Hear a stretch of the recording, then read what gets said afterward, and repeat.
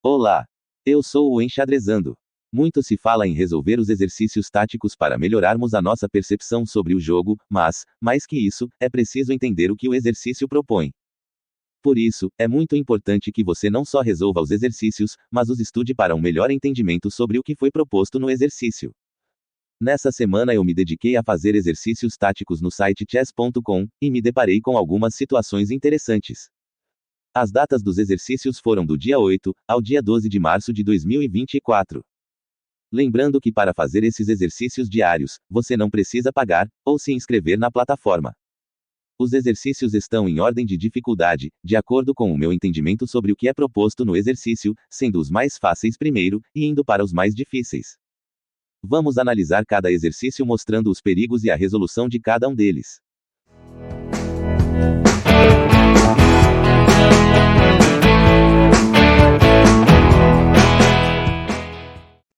Exercício 1. O desafio do dia 11 de março de 2024 foi proposto a seguinte posição. O próximo movimento é do jogador das peças pretas. Primeiro vamos analisar as ameaças do oponente. A torre está dando suporte para a dama dar o cheque-mate em G7. Temos algumas opções de defesa com torre em G6. Ou com o cavalo em F5 impedindo a entrada da dama, fazendo um ataque duplo na dama e na torre, e capturando uma das duas peças. Vamos agora procurar outros lances. O cavalo tira as casas de F1 e G1 do rei do adversário. O peão dá o suporte necessário para o cavalo, e a torre impede o rei de passar pela coluna F. O que nos leva a reconhecer um padrão muito conhecido no xadrez, padrão esse que é explicado no vídeo de nosso canal chamado Padrões de Checkmates, dicas para reconhecer os padrões de checkmate. Vou deixar esse link nos cards para você assistir mais tarde. Perceba também que o rei do adversário tem apenas duas casas seguras para ele ficar. A casa de G1, onde ele está, e a casa de H2. Vamos jogar a torre em F1, protegida pelo cavalo. Agora o rei tem apenas uma casa segura que é H2, então finalizamos o exercício em torre em H1, checkmate. Exercício 2. Esse desafio foi proposto no dia 12 de março de 2024. Nessa posição, podemos ver que o rei está impedido de ocupar essas casas.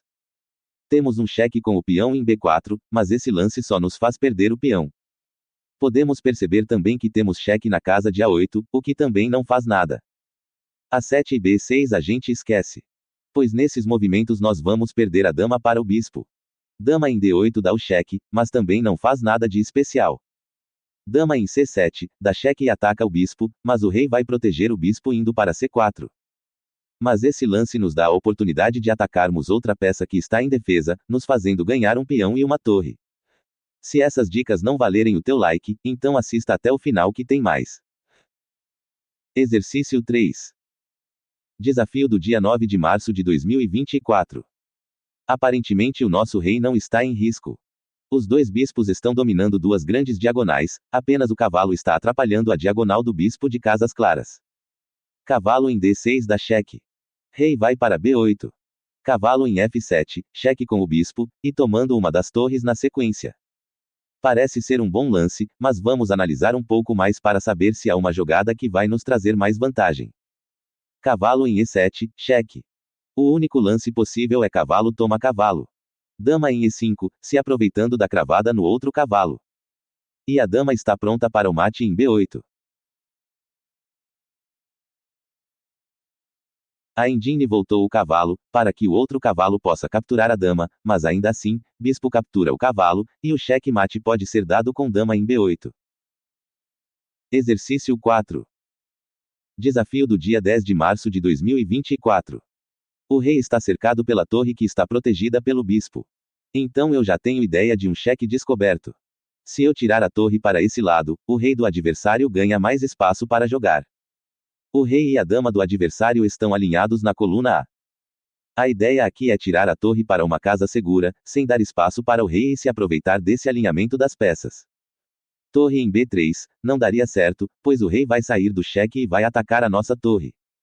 Acredito que o melhor lance nessa posição é jogar a torre em B2, e quando o rei ir para 4, dar o cheque com a torre em A2, capturando a dama na sequência. Infelizmente eu não percebi que esse cálculo não deixa casas disponíveis para o meu oponente jogar, empatando assim a partida. Mas vamos à jogada que a engine recomenda. Rei em C2. A única jogada válida para o oponente deve ser feito com a dama, dando mais espaço para o rei. E para qualquer casa em que a dama se posicionar, a torre vai atacá-la e capturá-la na sequência, dando a vantagem para as peças brancas poderem avançar um de seus peões, ou dar o mate de torre e rei contra rei.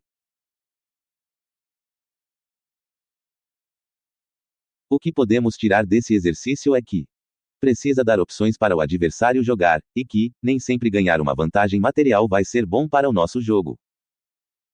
Exercício 5. Dia 8 de março de 2024. Deixei esse exercício por último, pois esse foi o mais difícil dessa série. Confesso que não consegui resolver esse exercício, e que, mesmo depois de ter visto a resolução, eu tive que analisar por alguns minutos para entender melhor o que aconteceu, e por quê. Mas vou falar o que eu vi na posição. O meu rei está em segurança. E só. Todo movimento que eu faça nessa posição vai ter troca de peças. O meu bispo está atacado pelo cavalo e protegido apenas pela torre. O peão atrapalha a diagonal do bispo. O meu outro bispo está bloqueado pelos meus 2 cavalos. Isso atrapalha a mobilidade da peça, que você pode conferir nesse vídeo de nosso canal. Estratégias e táticas no xadrez. Vou deixar o link nos cards para você assistir mais tarde. A dama está sozinha no ataque, enfim, foi só isso que eu percebi nessa posição. Eu não consegui fazer esse desafio. Mas vamos para a resolução da engine, e nós vamos perceber o que aconteceu. O primeiro lance da engine é cavalo em G5, ameaçando o mate, então peão por cavalo. O segundo lance é colocar o outro cavalo em F6, mais uma vez ameaçando o mate, então, bispo por cavalo. E agora bispo em E4, finalmente dando a condição do cheque-mate com a dama. Eu fiquei intrigado nessa posição, pois cavalo em G5 é um erro, e cavalo em F6 é a melhor jogada. Pois bem, cavalo em G5 permite que o bispo capture o cavalo atacando a dama, o que não acontece com o cavalo em G6, permitindo que o bispo de casas claras seja ativado para proteger a entrada da dama em H7. E nesse exercício, aprendemos que precisamos ter um bom plano de jogo para conseguirmos a vantagem vitoriosa. Mas para conseguirmos isso é necessário muito estudo e muita prática de jogo. Bem, é isso. Deixe o seu like caso tenha gostado desse conteúdo, se inscreva em nosso canal para não perder os próximos vídeos e comente aqui embaixo caso você tenha alguma dúvida, crítica, ou sugestão. Vou deixar esses 2 vídeos para você assistir na sequência. Um grande abraço e até a próxima.